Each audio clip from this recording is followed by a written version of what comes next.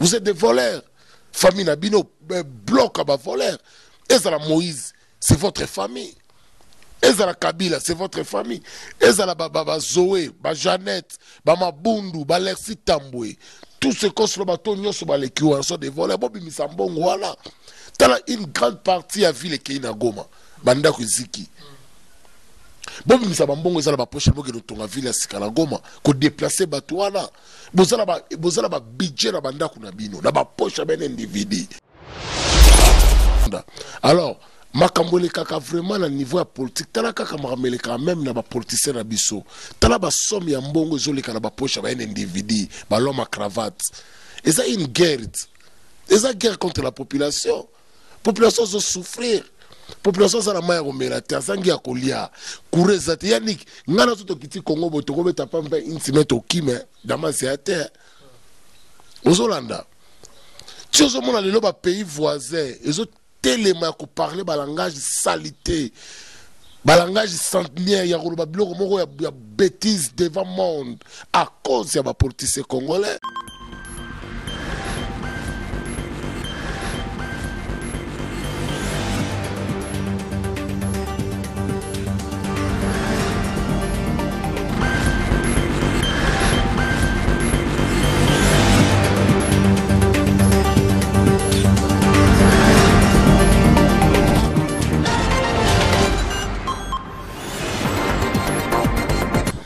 Nous à Congo Bandi, merci beaucoup mesdames, demoiselles et messieurs. Vous êtes belé côté l'émission na biso, tikete kimia au mabota mwabino ozui. Libakou et l'émission na biso yo news ya Congo. Les représenté par Wabino Yannick Wenge Moto Atonda Nakati Kibonzambe. Merci Ndenge Bupuna, Kin France Télévision pour la information. Il y a net, peu clair. Merci de vous abonner et continuez toujours beaucoup partager, peut commenter la vidéo na biso kozala kitoko oyo wapi kimia au mabota mwabino pour vous agébele kota la émission na biso émission kitoko news ya Congo. En tout cas vous êtes belé kota la biso na pesi mbote na professeur Jambele na téléphone na kitoko oyo sali okapi téléphone des na maya ta ko ndenge nini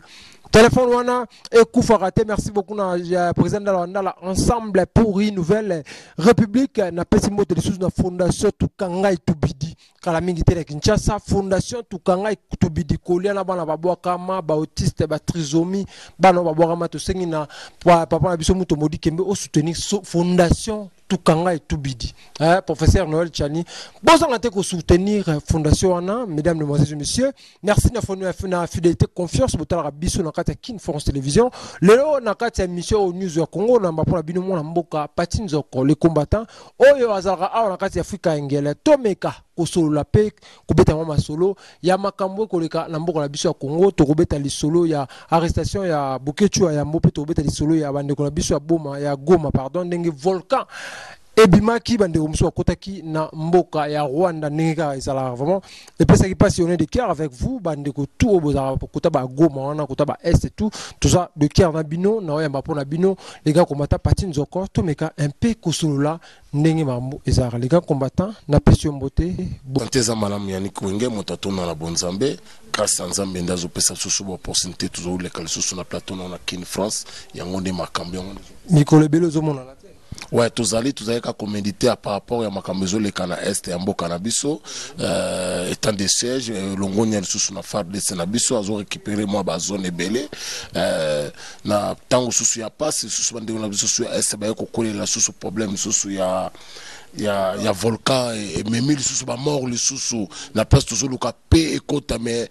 tu éviter Nzambe ou ya kela biso na éviter richesse ou attirer biso na mboka yango zulu kakabiso tout ça la sacrifice ya peuple tu éviter mais tous allez vraiment et longo na bande ko na biso ya Goma escalier so bazwami mabolongo za na Nzambe a épargner bango na baliwa épargner bango même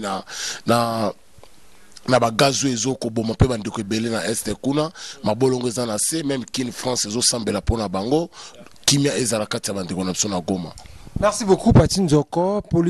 Politiquement parlant, tout le monde qui présent à Rwanda a été que la déclaration mon est allié était bleu bongo tout le monde présent Fachi peut à sali le roi réplique tout le bas après tout comme on a volcan et bimi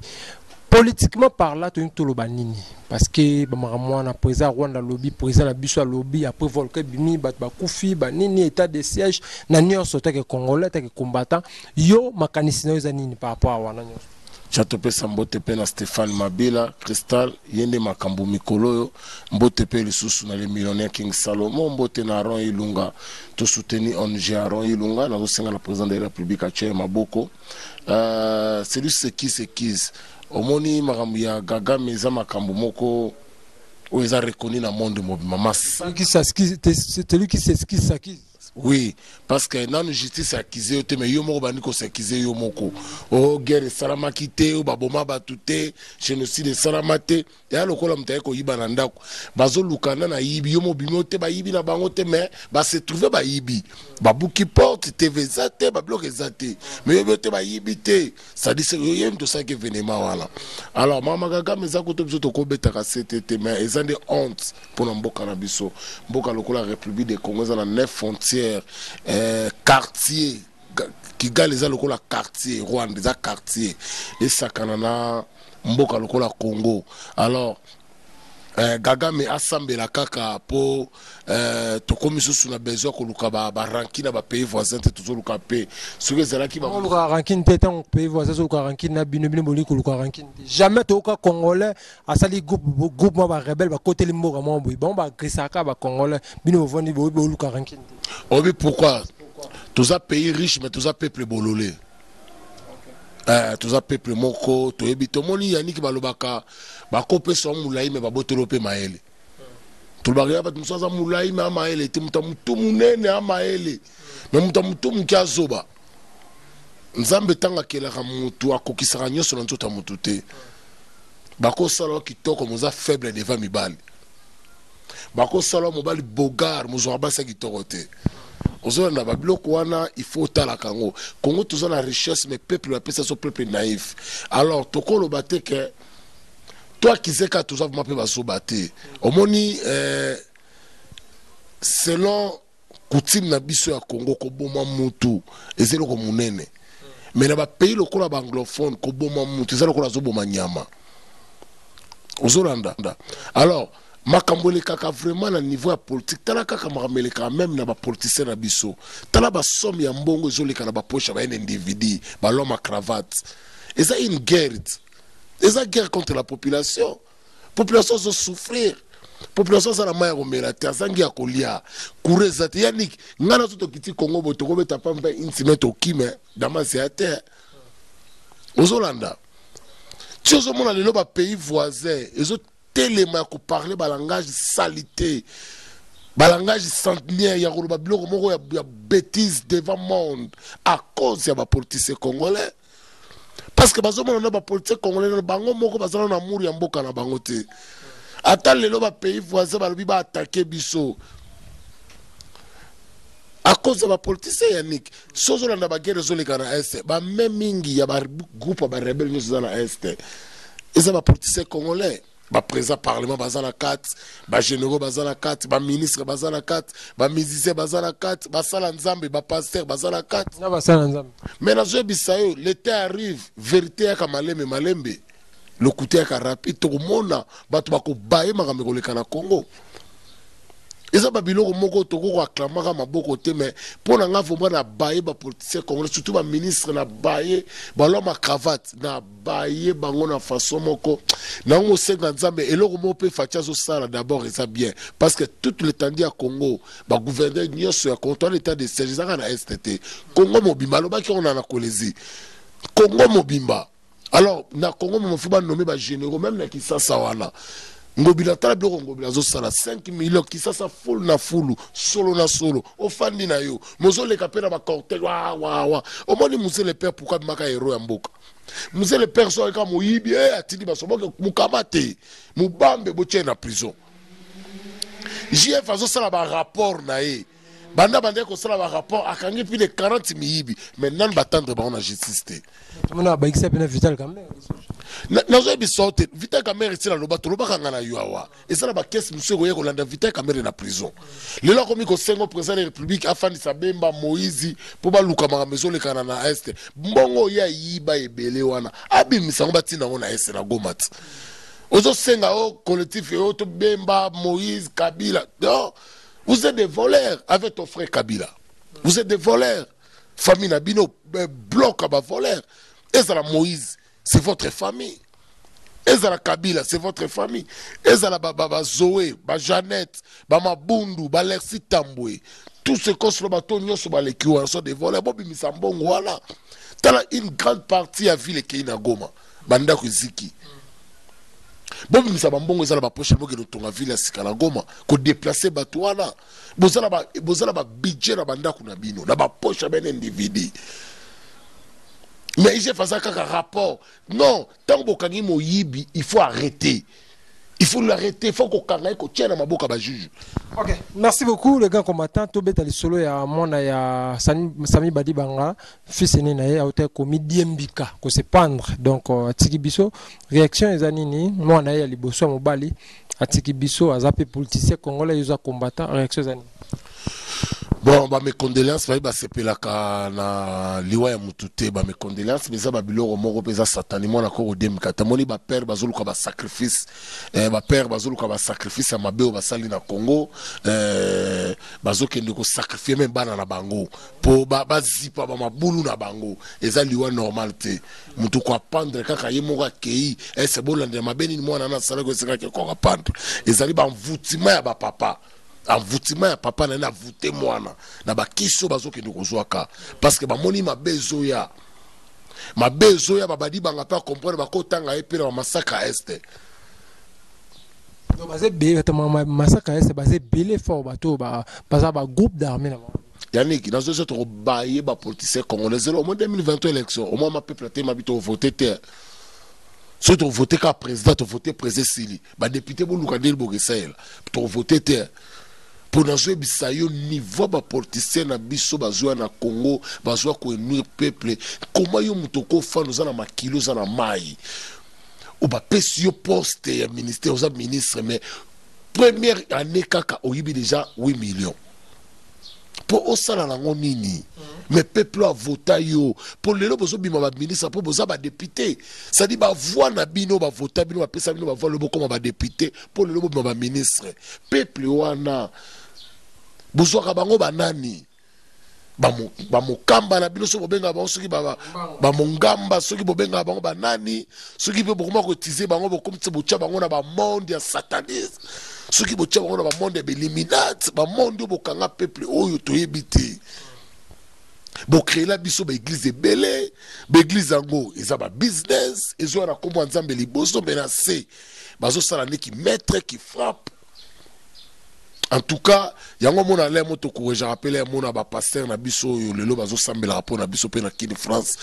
ba parti yemweni pasteur asambela chaque fois sanga na sambela rapport na bino prochaine na bino kende liboso na landa kabino abisinga malanda kabino boloba ka bien na sambela kapo na bino en tout cas ba mbote pe na libote ya pasteur parti yemweni et ce ko zali nzambe apambola yo ape susu makasi susu ba auction susu po o tchelo boko po na Congo pe kende liboso merci pe susu na ba pasteur Benson de ba sambela kape po na mboka na bango Yannick wenge nazo senga ta un jour comme ape pasteur. Comment on va passer? Ocha lobo pour le motema malamu ozala ngona kin France ozala no pasteur tozala motema malamu mais ba pasteur bazo utala motema mabe na kati église pour baya kozwa de mbongo peuple souffre comment yo na kati église peuple bazo souffrir mais ozo senga ka mbongo ozo mona ke bato misali zate ozo sala ba somboko siko ba sombo ozo ke na ngo wapi okotina ngo ni na Goma okotonga ni ba école okosala ni ONG nyonso pona bénéfice à famille na yo mais le côté nzambe na munoko pa yango nyonso ba malédiction wana yango zo ya peuple congolais peuple azo souffrir ke na distance ya niki ke na ba province ba école ezate ya matiti pays lokola Congo za la richesse ti lelo ba école za la ba matiti oh même sur en Afrique d'ici des athées même na Rwanda des athées même na Brazzaville des athées même na Burundi, même na Peto Benga soki Soudan, okomona bekolo matitité, mais ça na Congo, na habité ça malédiction pour na Congo, ba pesi no richesse, ba maudire bino, na habité, tous ça ba politicien, ba maison ba zoke de kokotaka. Tala le souffrance soit na bana est. Volcan toujours l'état déjà pour volcan ko salama. Eza nini? Nzamba zo ngala kisabiso nini? Bakongo pe belé bakim na est ba mutumo ka bisinga ke non yani il faut le belango pe parce que bakongo le bakom bakim na est na bako ki vanda pe ba créper passe moment bonné ba nyamuri nge basa na mboko na biso e kongo le belé bakina est bakina ki Goma par Rwanda par mais bazonga ki c'est l'information bazonga ki mais na bisa ki pe na gouverneur ou ya ville ya Goma asa la prida na ba oyo bazozonga pour gaga mazaka ka mutu ko pese confiance te yo ko boule ka peuple wana mais a infiltrer pe sous la carte parce que gaga mazana besoin péter parce que quand il y a la paix à est ils ont malheur pour na bango alors faut être prudent. Kozonga bata Goma na il faut ba banda bouclage na bato ba bibaki bakota ki Rwanda ba banda ko fouiller ba saki na bango eska bazo fanda ba identité na bango parce que ça ka risque izaka risque on a une image mo boy Kagame na kwa ki na avion na été so mon mais Kagame nga ta kufi de pa na fête parce que tous on a besoin Afrique centrale ils en a paix bandoki Afrique faut ba kufa bandoki Afrique faut ba banda ko koya mboka munene lokola DRC mais et comme mboka oyo ya lisano et comme mboka oyo bato banda ko sekaka yango et comme tant bazo seka mboka lokola République démocratique du Congo bazo seka peuple bazo seka pe na autorité mais aussi président oyo quand même fachi atalelo bato balingi tazana pe nzambe te ezo senga te bato tout bolingai nzambe pa kela moklina eza na bato nyoso balinga na bango yete eza na bato ba sabla de l'église basata basala belibinati basala bekaka mais comme ya nzambe kana munoko na bango mais bazala banzambe na bango basambelaka alors fachi pa yakite ke kongo mbaka bolinga mais quand même nzamba tindeli biso quand même muto azala volonté ya ko aider mboka soki l'esprit au fachi azala ngo soka kutela tala 10 personnes kongo ko évoluer kongo ko voler yaniki wenge problème ezali azokutela nela ba faux tête mutu tous les politiciens congolais oyo bakotaki des élections en 2018-19 baza ba politicien te plupart baza ba frappeur plupart baza ba mafio plupart baza ba escroc plupart baza ba détournement bongo bata ba kopa ba papier ba banque parce que place ba député belé baza la mutafota bango azate peuple avota na bango te ba noma soko la ozu député moko obandi ko kene to kene ska ba vota kayo azate ata porte-parole ya gouvernement azaminu libanda oyo papa minu kaka libanda kokangaka ba photo par-ci par-là lokwa PD moko boye nazo bate ba politicien ngo yango na senga kaka calculo facha za na ngaki na ngoti na suka photo domé l'inspecteur général. OK, merci beaucoup. Nous sommes arrivés presque à la fin. Message na bandeko bazo tala biso na Kin France na émission News ya Congo poto kabana. Ouais, bandeko nyonso oyo ba sapotaka biso eza bino combattant pati nzoko bolemba ko supporter yaniki onye motatonda na bonzambe le boss ya Kin Live bo tia maboko like Kin France bo tia maboko likolo na ye bo soutenir ye tozo senga aide na bino iska partout bozoni bolanda kabiso tozo na besoin chaîne oyo ekende liboso tozo na besoin tout ça na ba vie ebele ekina toute l'étendue ya Congo balanda kabiso na bokasi na ye moko kokokate eloko nyonso bengaka union fait la force. Na bolingo na bino na maro na bino de chaîne oyo kokende azape parents des enfants azala bana azape na mwasi mwa loboko na bino apesaka ba news azape mutoyo akabolaka mingi ba action ya chef de l'état na osenga même na batu ya parti ya IDPS oyo balandaka biso bo soutenir Kin France awa na diaspora aza yemoko oyo telemelaka pona ko bunda po lelo fachi azala toujours na bolingo na peuple ya diaspora ya Afrique du Sud alors bo soutenir chaîne oyo bozo numéro na ezalaka bo benga yaniki wenge bo che biloko oyo bozoluka la campagne ya 2023 ye aza déjà en cours na bino bato ya IDPS bo benga ye bande ko nyonso bozo même ya opposition bo benga ye aza prêt pour na ko livrer na bino be émission bo che maboko numéro yaniki wenge ezali wana bo che maboko. Merci beaucoup, mesdames, mesdemoiselles et messieurs. Nous sommes arrivés à la fin de cette émission News ya Congo, présentée par le vôtre Yannick Wenge. Moto atona ki bonzambe na zaina se on va pour la bino patine zoko les combattants les grands combattants ici en Afrique du Sud précisément à Johannesburg, mesdames, demoiselles et messieurs, kimia ya kolo ingela mabota mwabino boze belé otala biso charge ya Johannesburg to pe charge Afrique du Sud chaîne na bino Kin France Télévision to pe Yannick Wenge to so la mambulika na mboko na biso eloko malamu yoko ko sala ezaka ko partager ba vidéo na biso et kende partout yom to linga présent Fatima konza mboka yom ta IDPS partager mission yo pe congolais oza partout dans le monde entier partager mission et comme partout na bandeko tout bazali nde yangwana contribution oyo ko sala yangwana ko partager émission na biso massivement partout na ba Instagram ba Facebook ba groupe ya WhatsApp oza kitoko mingi pour ko promouvoir chaîne na biso Kin France Télévision to za wana pour ko pesa ba information net clair mesdames mesdemoiselles et messieurs vous